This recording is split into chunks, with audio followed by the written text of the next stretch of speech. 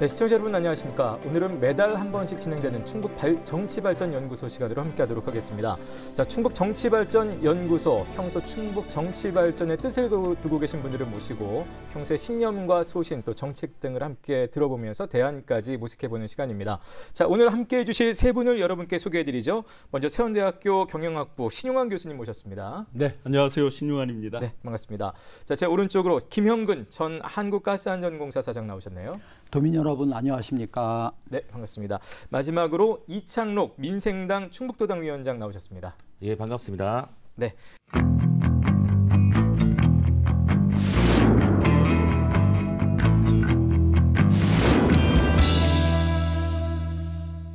자, 오늘 충북정치발전연구소 첫 순서는 신용환 연구원의 발제로 함께 시작을 하겠습니다. 청주산업단지 조성, 경제 활성화인가 난개발인가라는 주제로 준비해 오셨네요. 예. 네, 국가산단, 일반산단, 도시첨단 산단, 농공산단 해서 이제 산업단지가 크게 4개로 분류되고 우리나라에 약 1250개 정도의 산업단지가 있습니다. 그 가운데 우리 충북이 129개의 산업단지가 있는데 그중에 중요 산업단지는 우리 충북의 왼쪽 서부축을 중심으로 청주를 중심으로 해서 많이 발달돼 있습니다.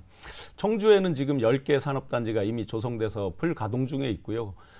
이미 대기하고 있는 게 거기에 15개가 추가적으로 조성 중에 있습니다. 그러다 보니까 많은 지역민들께서 최근에 부기면 소각장 관련해서 환경 역학관계 이런 조사들 결과를 보셨을 겁니다.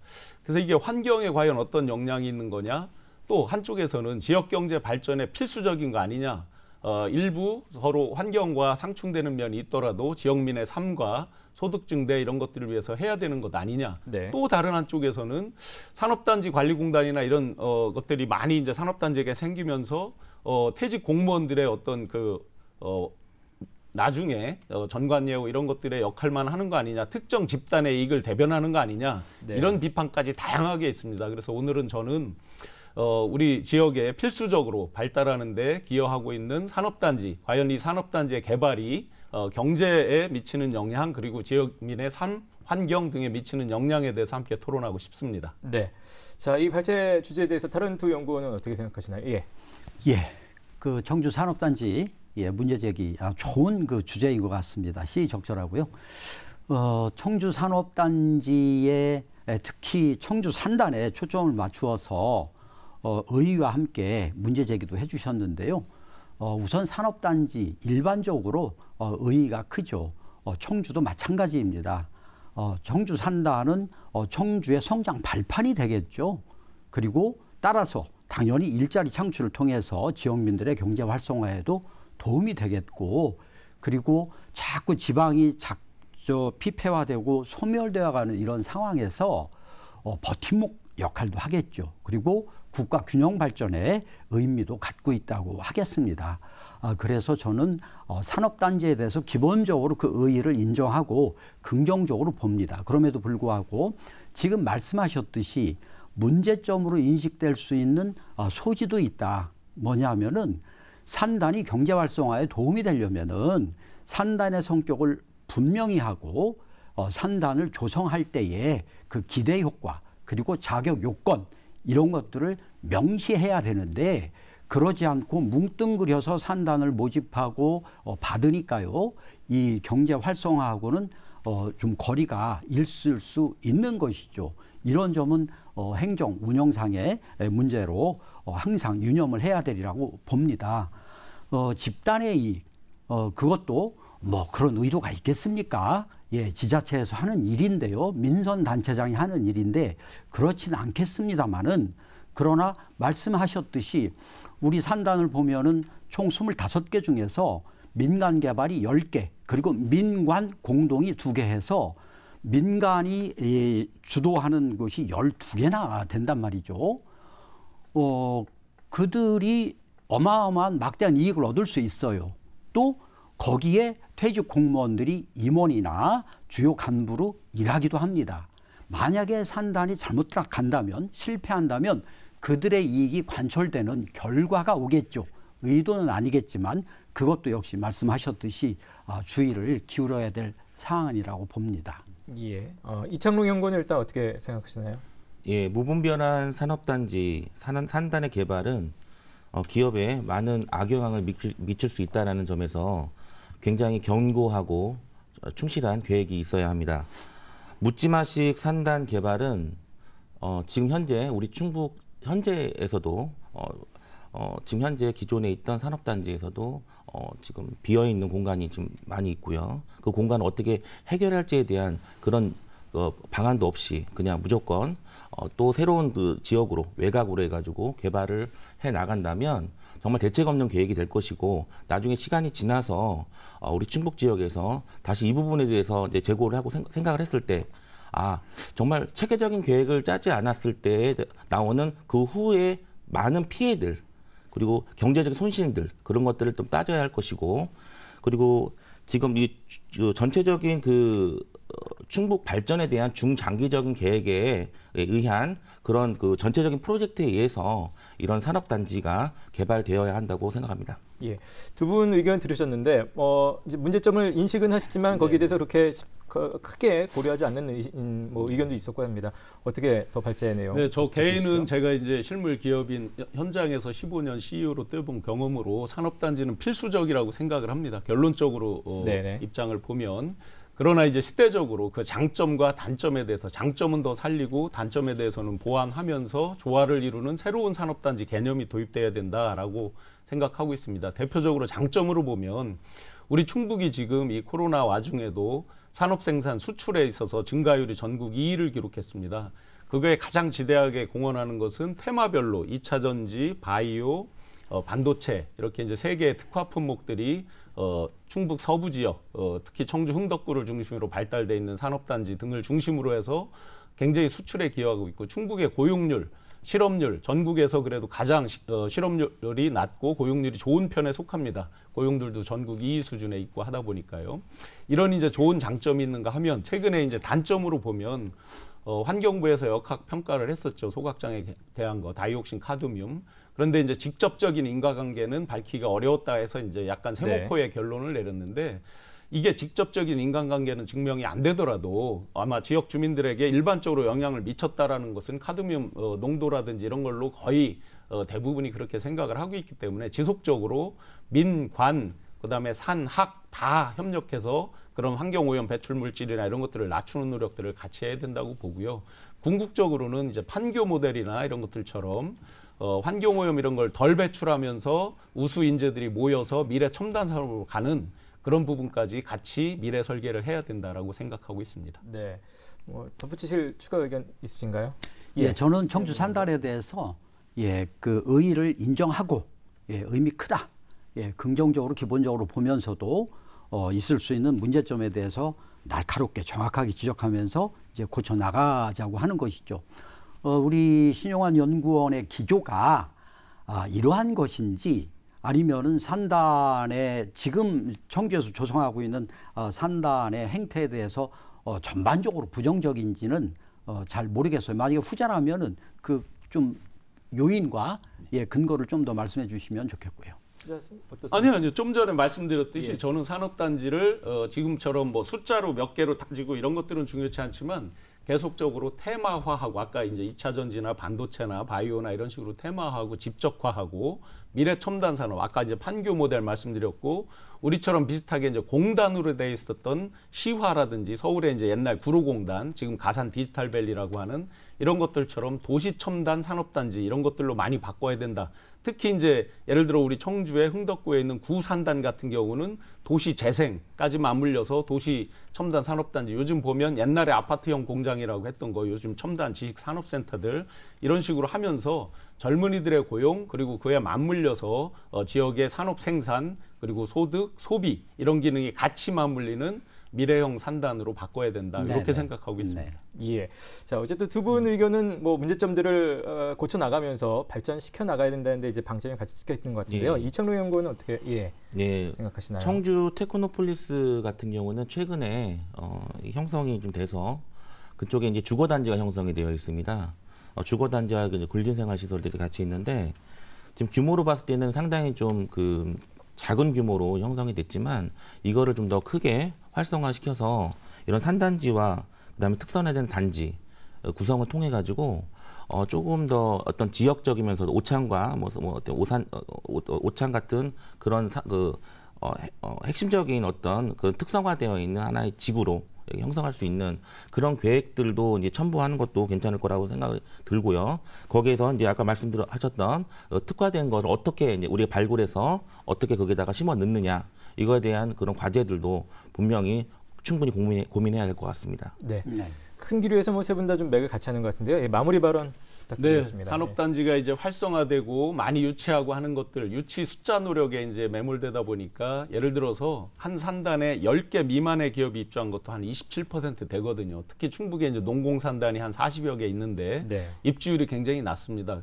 앞으로는 이런 숫자 경쟁이 아니라 테마별로 또 전후방 연관 효과라고 그러죠. 반도체가 있으면 예를 들어 협력업체들이 같이 옆에 이렇게 포진하는 이런 연관 효과까지 같이 곁들여서 테마별로 묶어서 미래형 첨단 산단으로 가야 된다 생각하고요. 마지막 한 가지, 이번에 이제 지난 3, 4월 뜨겁게 달궜던 LH 네. 토지 투기 대부분 산단 주변에 있었습니다. 산단을 개발할 때 어떤 그런 개발 이익을 특정의 집단이나 특정의 개인들이 가져가지 않도록 사전 단계 그리고 산단 인허가 단계 이런 것들을 더 철저하게 주의를 기울여서 우리 청주, 충북의 미래 산단을 새롭게 조성해 나가면 좋겠습니다.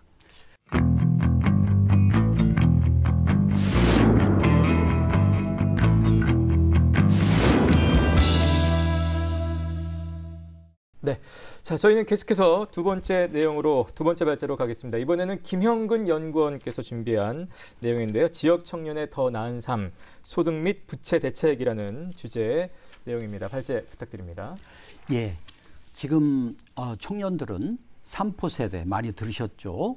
5포 세대 그리고 심지어 N포 세대라고 이야기합니다.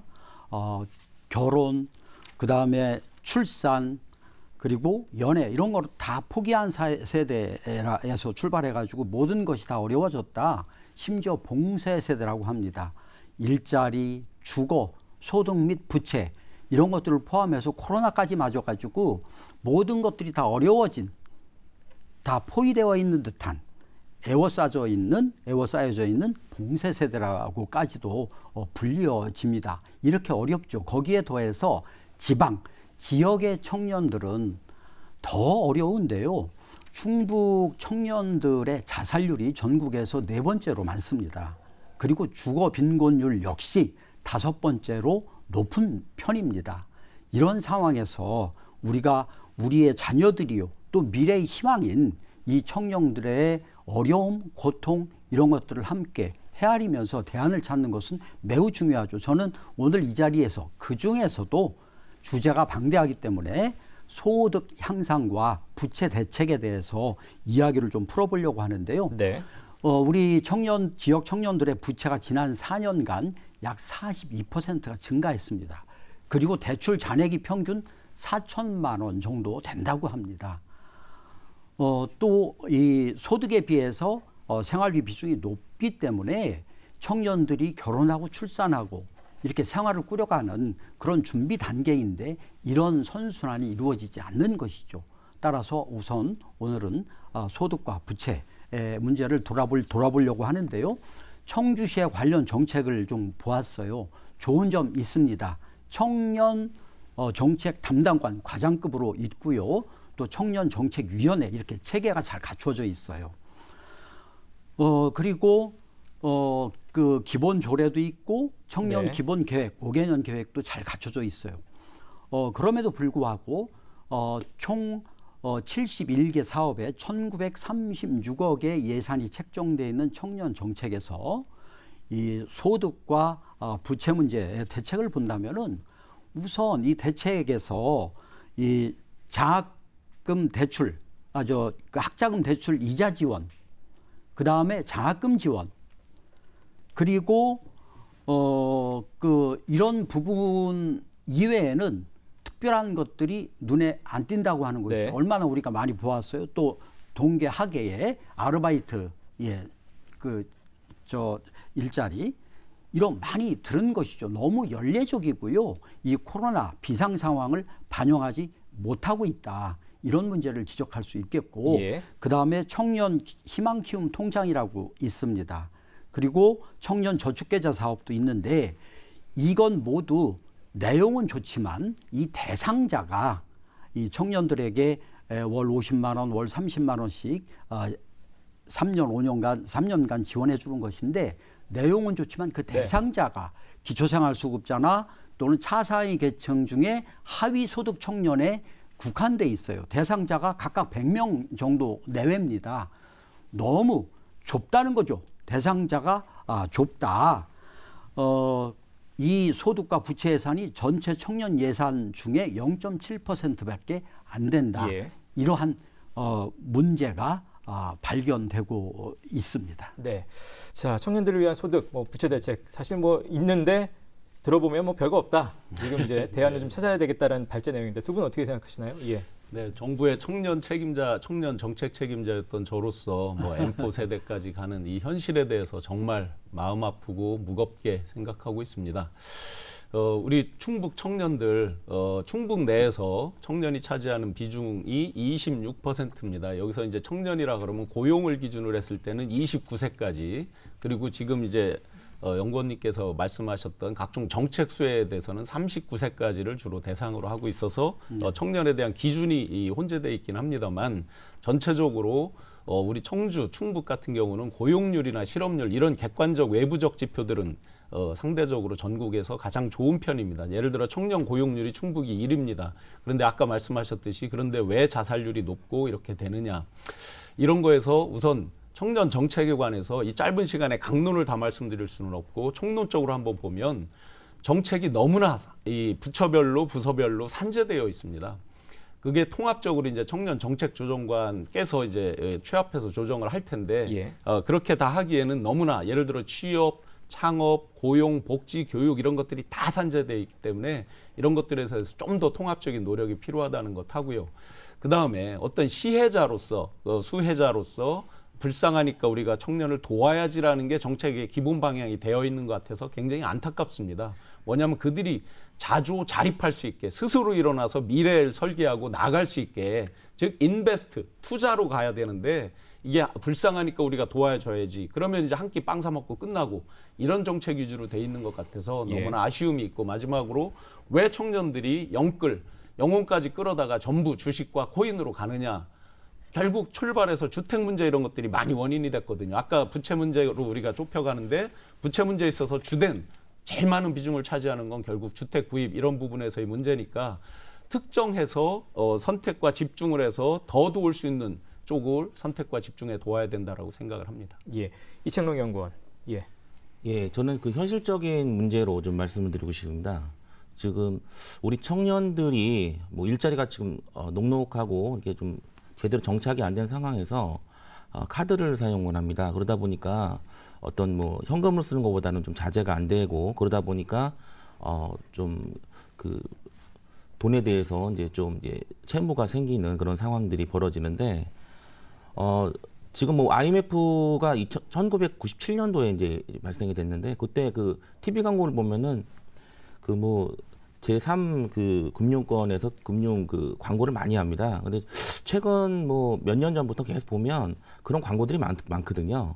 그렇다면 지금 경기가 굉장히 어렵다는 얘기고, 그리고 돈을 빌리기에는 참 어려운 상황이기 때문에 이런 또 제3금융권에서 이렇게 많이 하는 것 같은데, 이런 대출의 또 대출, 그다음에 고금리의 대출을 이어나가는 그 젊은 세대들이 채무가 처음에는 적게는 1,000만 원일 수도 있고 3천일 수도 있는데, 그 비용들이 자꾸 이자에 이자가 계속 붙으면서 더 어려운 악순환을 가고 있는 것이죠. 그거를 헤쳐나갈 수 있는 방법은 국가 차원에서 어떤 그 계획에 의해서 그 채무를 저렴한 대출로 이렇게 바꿀 수 있는 그런 제도가 있지 않을까라는 또 생각을 해보는데요. 네. 지자체라든지 이제 국가 차원에서 충분하게 검토할 수 있는 부분이라고 생각을 하는데, 이에 앞서서 필요한 부분은 어떤 돈을 빌려줬을 때 청년들한테 어떻게 그 돈에 대해서 대출 상환할 것인지에 대한 계획이라든지 이런 것들을 좀 철저하게 좀 해서 정말 구제할 수 있는 청년들은 좀 구제를 하는 방법도 고민을 좀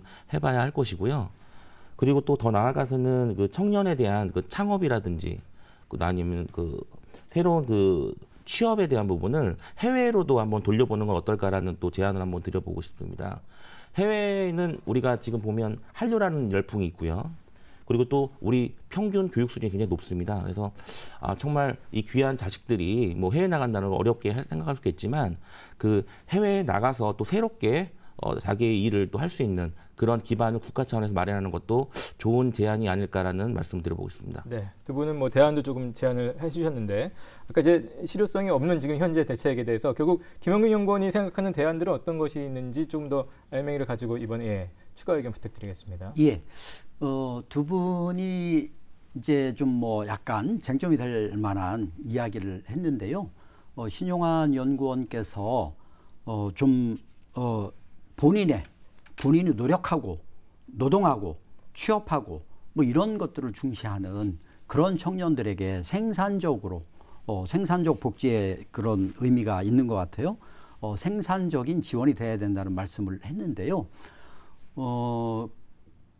맞는 측면이 있습니다만은 그러나 왜 노동에 종사하지 못하는가, 왜 일을 못하는가, 기회의 공정성 문제 있잖아요.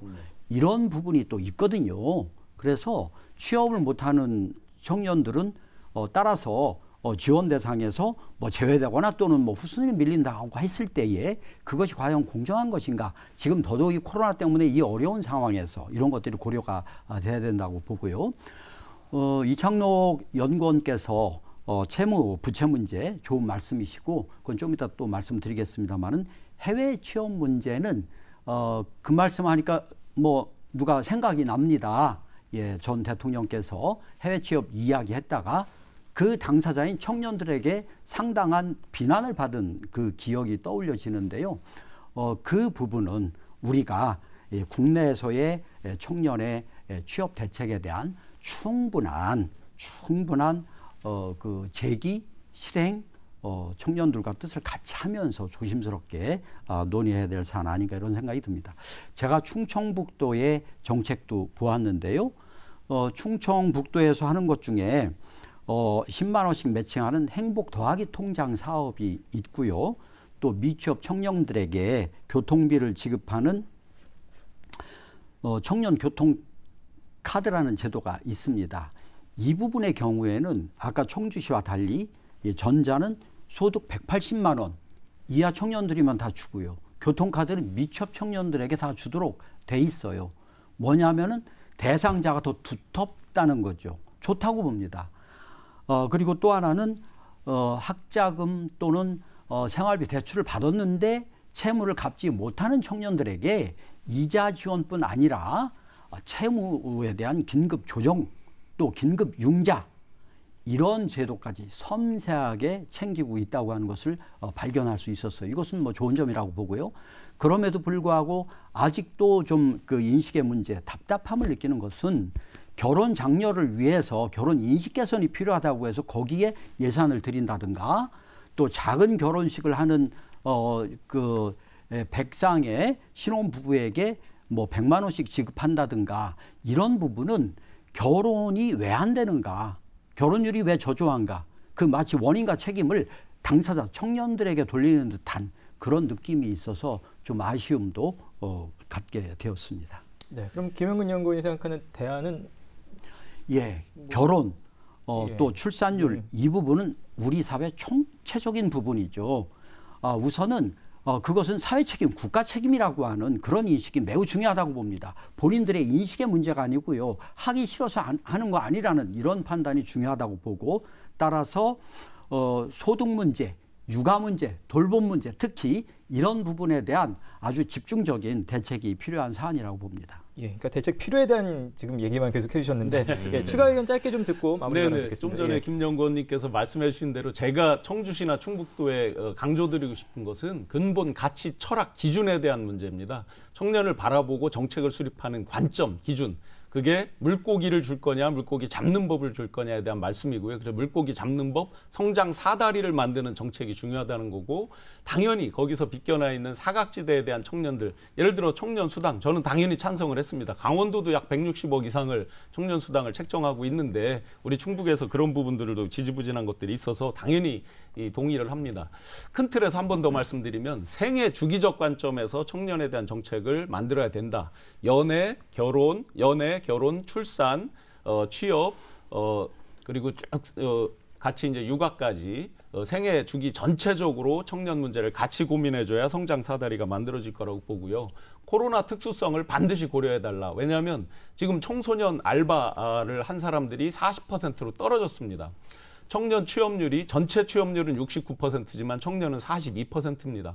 좋다고 해도 어른들의 3분의 2 수준밖에 되지 않습니다. 이런 것들을 감안해서 예를 들어서 각종 대출, 청년의 소득 이런 것들을 감안해 본다면 거치 기간을 더 연장을 해준다든지 이자율에 대해서 각종 예를 들어 대학생 같으면 각종 그 지원 단체들과 연계해서 낮춰준다든지 경기도 모델처럼 민간 기업과 매칭 펀드 같은 걸로 지원을 한다든지 해서 거치 기간을 늘린다, 이자를 낮춰준다, 현실적인 대안까지 같이 마련해줬으면 좋겠고요. 마지막으로 청주의 1인 가구 청년이 41%나 됩니다. 혼자 사는 청년에 대한 대책도 반드시 강구해야 된다. 예. 네, 이창록 연구원 추가 의견 있으신가요? 예. 그 신용환 연구원님 말씀하신 그 물고기 잡는 법을 가르쳐 준다. 그게 맞는 것 같은 게 그 청년들한테 계속 포퓰리즘으로 주다 보면 뭐 사실 해결점보다는 계속 또 더 어렵다 해서 또 이제 채워야 되는 그런 부분이 또 생길 수도 있습니다. 그래서 그 실제적으로 이제 취업을 하고 그리고 또 스스로 창업을 하고 하는 부분들을 어떻게 열어주느냐라는 건데 아까 말씀하셨던 해외에 대한 부분은 제가 그걸 뭐 무조건 장려하자는 얘기가 아니고 그런 길을 열어주자는 것이죠. 그래서 이제 해외에서 나가서 뭐 청년들이 뭐 해외 여행을 가다가도 또 이제 외국에서 정착을 하기도 한다고 하거든요.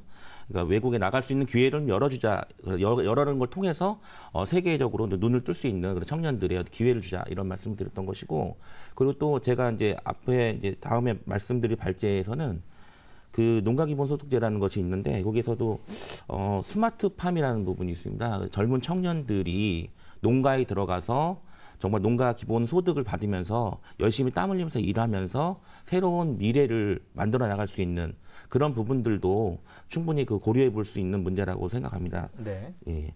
네. 자, 끝으로 마무리 발언 짧게 부탁드리겠습니다. 예. 그 뭐 말씀 받아드리면서도 지금 작년부터 올해 이 조성된 특수한 상황에서는 가장 핵심적인 게 미취업 부분이라고 보거든요. 미취업 청년들에게 기회와 조건을 제공해 주는 거예요. 니들 이래라가 아니라 기회와 조건을 제공해 주는 것. 그런 차원에서 저는 청년 수당 좋다고 봅니다. 미취업 청년들에게 일정 기간 취업을 위한 준비 자금을 지자체가 지원하는 것이죠. 서울시 같은 경우는 6개월 동안 월 50만 원씩 지원하고 있습니다. 또 미취업 청년들 대안으로 국민연금의 일정 프로테지를 일정 기간 지원한다든가 또 면접수당, 취업을 위해서 수많은 곳에 다니면서 서류도 작성하고 면접비가 들어가는데 이것을 타 지자체 같은 경우 6개월 동안 5만 원씩 지원하는 데가 있습니다. 이런 거 좋다고 보고요.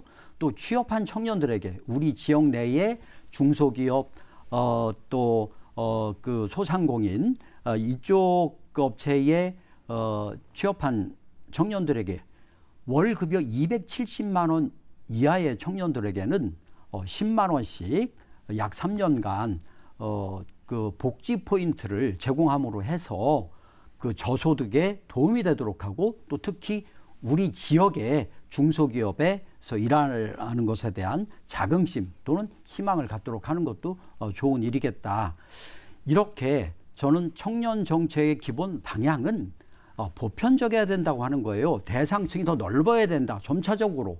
그리고 더 두터워야 된다. 뭐냐 하면은 계속해서 언제까지나 그 차상위 계층이나 기초생활 수급자 여기에만 머물러 있으니까 많은 청년들이 체감이 안 되는 거예요. 이 정책과 혜택에 대해서. 그래서 더 넓게, 더 두텁게 신복지 차원에서 가야 된다고 보는 것이고 이 코로나 상황이라고 하는 비상 상황이 반영이 되어야 된다고 하는 이런 생각을 갖고 있습니다.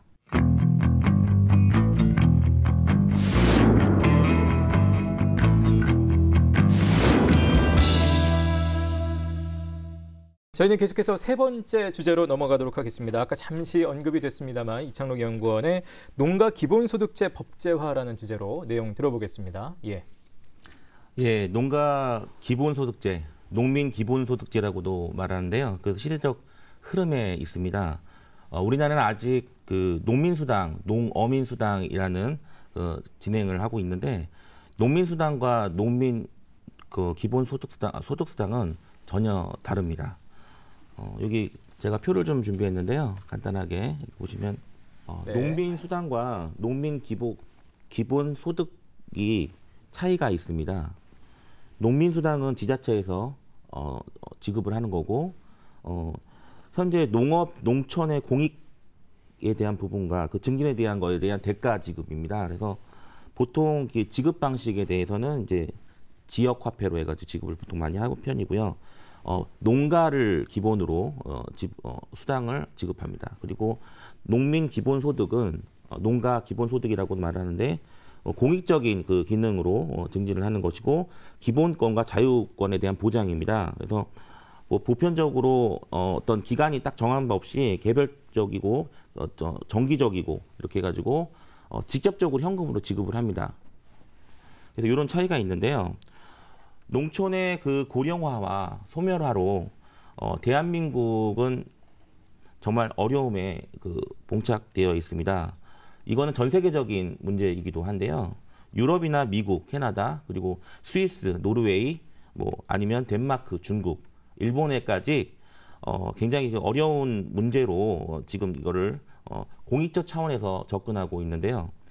현재 기본소득에 대한 부분보다는 그 농민수당이라는 개념으로 해서 2018년서부터 굉장히 많이 발전되고 있습니다. 전남 해남구 땅끝 마을에서부터 시작해서 그리고 무안, 담양, 그리고 충남 쪽에 그리고 경북 봉화 그리고 또 제주도까지 또 지금 이제 퍼져 나갔는데요. 현재 우리 충북에는 현재 아직까지도 농민수당이 지급되지 않고 있습니다. 예전 그 2019년서부터 이거에 대해서 충북에서 논의가 되고 많은 우여곡절 끝에 지금 현재 그 충북 도의회에 그 농민 수당의 지급에 대한 그 조례가 통과하면서 2022년서부터는 연 50만 원씩 지급한다고 뭐 결론 나와 있습니다. 하지만 저희가 그 충북의 그 기준으로 봤을 때는 굉장히 그 다른 그 전국적인 지역에 비해서는 많이 좀 열악하고 좀 뒤처졌다는 그런 기준이 있습니다. 자, 농가에 기본적으로 소득을 보장하자는 이야기인데요. 다른 두 분은 어떻게 생각하시나요? 예, 김명근 연구원. 예, 그 기본소득, 농민 기본소득이든 농가 기본소득이든 그야말로 기본적으로 필요하다고 봅니다. 지금 농촌은 경제적으로 또 환경적으로 그리고 공간적으로 뭐냐면 지방이 소멸되고 농촌이 피폐된다는 걸 말씀드립니다. 쓰러져 가고 있습니다. 이런 상황인데 그러나 농민은 그 우리의 식량의 기지이고 그리고 생명의 창고이죠. 매우 중요한 역할을 한다고 하는 것입니다. 그 다음에는 그동안 도시 중심 개발 또는 개방화 때문에 농촌이 너무 살기 어려워진 거죠. 지금 도시 근로자 평균 소득의 농민 소득은 비교해 보면 63%에 불과하다고 합니다. 또한 농촌은 그 식량 영역을 벗어나서 훨씬 더 넓은 공익적 가치를 갖고 있죠. 수자원을 형성한다든가 홍수 방지한다든가 환경 문제 기여한다든가 여러 가지가 있습니다. 이런 상황에서 기본소득을 생각하는 것은 그 찬성을 하는데요. 제가 좀 그 질문하고 싶은 것은 농가 기본소득은 농가를 단위로 주는 소득이죠. 그런데 기본소득의 개념으로 들어가면은 이것은 누구에게나 조건 없이 개인에게 주는 것을 의미합니다. 개인에게. 그러나 농가 기본소득을 말씀하셨기 때문에 농가에 주는 기본소득은 원래 취지하고는 좀 안 맞는 측면이 있다. 그리고 지금 우리 농촌의 한 세대당 인구가 2.3명인데요. 이 세대 수가 다를 수 있기 때문에 거기에서 일률적으로 그럼에도 불구하고 농가에 지급한다고 했을 때에 다른 세대 수 차이 나는 것과 좀 형평성에도 문제가 있을 수 있다고 하는 그런 부분이 있고요. 마지막으로는 지금 농민수당 말씀하셨고 뭐 안 되고 있다고 말씀하셨는데 충북도에서 의회에서 조례를 제정해서 농민수당이 농업인 공익수당이라고 하는 명칭으로 제정이 돼서 내년 1월 1일부터 시행이 됩니다. 연 농가에 대해서 그 50만 원의 수당이 지급이 되고 있는데 이 부분에 대한 또 생각도 좀 듣고 싶습니다. 네, 김영우 의원은 뭐 아까 청년도 수당을 주고 농민도 이제 기본소득을 보장하는 쪽으로 내용을 말씀하셨고 네, 신용환 연구원의 의견까지 듣고 저희가 한꺼번에 이창록 연구원 듣겠습니다. 제가 어렸을 때 시골에서 이제 농가에서 농사짓고 소 키우고 하면서 클 때 교과서에서 인구 비율이 나오더라고요. 그래서 농업이 60%다. 그래서 굉장히 자랑스러웠어요. 아, 우리 집이 전국에서 가장 많구나 했는데 지금 현재 이제 농업 인구가 4.5%입니다. 근데 우리 충북은 좀 비율이 높습니다. 충북 약 70만 호 가구 중에서 7만 가구입니다. 농민이. 숫자로 165만 도민 중에서 약 16만 명 정도가 농민으로 등록이 돼 있습니다. 요즘. 그리고 청주에도 4만 1,000명의 농민이 있습니다. 충주에 약 2만 2천 명의 농민이 있습니다. 전국 평균 농가소득이 4,100만 원 정도 됩니다. 연간. 충북이 3,900만 원 정도로 전국 평균보다 밑에 있습니다. 충북의 5개 군지역이 농촌 소멸 대상 지역으로 올라가 있습니다. 충북 전체 평균 연령보다 약 7살 이상 51세 이렇게 되는 군도 있습니다. 평균 연령 자체가. 그렇다고 보면 자, 이제 농업의 어떤 첨단화, 각종 그 전자장비, 드론 같은 걸 이용한 첨단 농법 이런 걸 다 해도 적응하기 어려운 어르신들도 많습니다. 그렇다고 보면 이제 농촌 소멸 단계까지 온 것, 이런 첨단화도 다 쫓아가기 어려운 현실 이런 걸 감안한다면 시혜적 성격의 뭐 토지 면적 기준이다, 그다음에 뭐 개인 기준이다 해서 여러 가지 이제 기준을 대면서 시혜적 기준으로 충북도에서도 많이 이야기를 하고 있었는데 이제는 보편적이고 일반적인 지급을 고려해야 될 때다. 그 이름이 뭐든지 상관이 없다. 이미 주민 발의로 농민 수당에 대해서 제안을 했고 그것도 지금 예산 문제로 아까 이제 김 연구원님께서 내년도에 한다 했는데 아직 확정은 안 돼 있죠.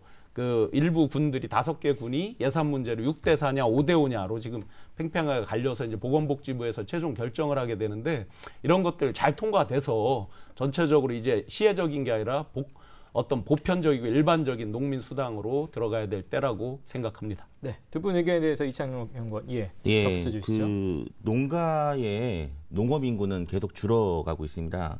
그 원인이 저출산과 고령화가 점점 더 심해지면서 문제가 되는 것인데요. 그 지자체가 그 인구가 감소되는 것은 농업 그 지역의 인구 감소, 그야말로 그 암울한 그 우리 앞으로의 미래를 보여주는 것이라고 볼 수 있습니다. 그 올해 발표한 그 인구 소멸 위험의 지역을 보면 전국에 228개의 시군구가 있습니다. 그 중에서 105개가 인구 소멸 위험 지역으로 나오고 있습니다. 농촌의 그 논밭이 그 우수기 때 그 홍수를 막는 그 효과를 그 어떤 돈의 가치로 따질 때 67조라고 합니다. 그 농가에서 그 농민의 기본적인 그런 농가 유지하는 그 자체가 그 어느 그 국가를 막론하고도 가장 중요한 기초 산업이라고 생각을 하고 그 1차 산업에 대한 중요성은 계속 많이 대두가 되고 있습니다. 사실 2021년부터 원래 시행하기로 했었는데 그 금액이 아마 MBC에서 아마 방송이 있었을 겁니다. 아마 그 월 10만 원이라는 금액으로 해서 원래는 진행이 됐었는데 결국에는 이제 2022년부터 50만 원이라고 이렇게 정해진 걸로 알고 있는데요. 연 50만 원? 예, 연 50만 원이요. 그래서 그 연 50만 원이라는 돈이 뭐 크면 클 수도 있고 작으면 작을 수 있는데 어쨌든 그 처음 시작하는 의미는 분명히 있습니다. 하지만 전국적으로 봤을 때 뭐 보통 이제 40만 원에서 50만 원 그리고 120만 원까지 이렇게 지급을 하고 있습니다. 그 금액은 계속 조금씩 늘어나고 있고요. 그 충북에서 그 50만 원을 지급하는 것 자체가 시작이지만 앞으로 더 늘어나야 할 부분이 충분히 있을 거라고 생각을 하고 그 농민의 그 공익적 가치라든지 그다음에 그 미래적인 가치 측면에서 봤을 때는 그런 투자를 잠재적으로 분명히 할 수 있다고 그 어떤 학술적인 그 통계에 의하면 이렇게 나와 있습니다. 그리고 지자체에 대한 지자체장의 의지, 그리고 시대적인 필수적인 어떤 그 전체적인 국민적 시선, 그다음에 그런 과제를 통해서 이런 농가 그 수당 내지는 농가 기본소득제에 대한 부분을 조금이라도 더 긍정적으로 생각해야 될 그런 시점이라고 생각합니다. 예, 두 분 뭐 덧붙이실 의견이 있으실까요? 예, 김영은 연구원. 예, 그 대안과 관련해서 오늘 이제 좋은 말씀 꺼내셨고요. 이제는 농민 기본소득을 검토할 때가 됐다고 봅니다. 농정의 패러다임이 바뀌고 있다. 생산 중심에서 농업의 가치 중심으로, 가격 중심에서 소득 중심으로 바뀌고 있다고 하는 것이죠. 특히 저는 농민의 평균 소득이 도시근로자 평균 소득과 큰 차이가 있다는 거, 월로 따지면 120만 원 정도라고 합니다. 이 차이를 그대로 두면서 이대로 갈 수는 없다고 하는 것이에요. 여러 면에서 농촌이 피폐화되고 있지만은 이런 차이를 그대로 두고 어떻게 공정한 나라라고 볼 수 있겠습니까? 거기에 착목을 하고 있고요. 전문가들은 이 농민 기본소득을 도시근로소득 평균 차이 120만 원의 4분의 1 수준인 월 30만 원으로 추정을 하고 그렇게 주장을 합니다. 월 30만 원씩 모든 농민들에게 기본소득으로 지급하자고 하는 것이죠. 의미 있다고 보고요. 이렇게 될 경우에는 기존에 이제 시작하는 그 농업인 공익수당, 농민수당이죠. 그거라든가 직불제도 이런 것들을 거의 이 농민 기본소득으로 통합해야 되겠죠. 네, 신용환 연구원. 예. 네네. 이제 충북도 아까 말씀드린 대로 농업인 공익수당이 이제 지금 목전에 와 있는데 도와 각 지자체, 군의 그 분담 비율이 6대 4냐 5대 5 논쟁인데 그 정도는 한번 화끈하게 서로 양보해서 내년도에는 필히 시행되도록 하자. 한 가지 마지막 방법론으로 말씀드리면 그랬을 때 연간 약 한 350억 정도 될 거거든요. 그런데 요거를 지역화폐로 지급하게 돼 있습니다. 근데 네. 대부분 고령자 어르신들이잖아요. 그럼 농업용 전기요금이라든지 뭐 각종 생활요금 이런 것들을 내고 할 텐데 또 심지어 이제 손자 용돈을 준다든지 하는 것들도 있을 텐데 이 정도 같으면 제가 일반 그 각종 코로나 이후에 보조금을 풀 때 지역화폐로 당연히 해야 된다라는 주장들을 했지만 이런 부분들은 현금으로 저도 좋다고 생각합니다. 꼭 지역 내 소비 촉진 이런 것들도 있지만 350억 정도 같으면 어르신들의 어떤 그런 쓸 수 있는 범위를 넓혀주는 차원에서 방법론상으로 꼭 지역화폐를 원하는 분은 하지만 그렇지 않다 그러면 현금으로 줬을 때 그 효과가 극대화되지 않겠나 생각을 합니다. 예. 자, 이천호 의원, 네. 예, 마지막으로 발언, 마무리 발언, 예, 합쳐서 부탁드리겠습니다. 네, OECD 국가 중에서 지금 그 경기도가 세계 최초로 농가 기본 소득에 대해서 지금 현재 그 1년간 시범적으로 운영한다는 얘기가 있습니다. 그래서 굉장히 좀 의례적이긴 한데요. 농가 기본 소득제에 대한 부분들이 과연 이 실험을 통해서 어떤 결과가 나올지 그거는 지켜봐야 할 것이고 우리 청년들이 정말 그 아까 말씀하셨듯이 기본적으로 월 어느 정도 보장된 그런 비용을 받을 수 있다면 그리고 중장년층이 새로운 삶을 사는 데 있어서 그런 보장을 받을 수 있다면 청년들이 그리고 중장년층이 우리 농가에 가서 새로운 삶을 꾸미고 거기에서 살면서 결혼도 하고 아이도 낳고 그리고 폐교가 열리고 그리고 폐교가 열리면 아이들이 학교에서 뛰놀고 그리고 그게 조그만 어떤 상업용지가 또 생기게 되고 네. 그런 발전적인 그런 모습들을 좀 그려보면서 어떤 기본 그 수당에 대한 부분 그리고 기본 소득제에 대한 부분들에 대해서 농민 기본 소득에 대한 부분을 긍정적으로 우리 국민들이 좀 바라봤으면 좋겠다라는 그런 말씀을 좀 드리고 싶습니다. 자, 오늘 세 분과 함께했습니다. 세 분 감사드리겠습니다. 고맙습니다. 네. 감사합니다. 자, 충북 정치발전연구소, 정치를 꿈꾸는 분들이 평소 어떤 생각, 어떤 정치 철학을 가지고 있는지 그야말로 펼칠 수 있는 기회의 장을 드리고 있습니다. 많은 분들의 관심을 부탁드리겠습니다. 충북 정치발전연구소는 다음 달에 찾아뵙겠습니다. 고맙습니다.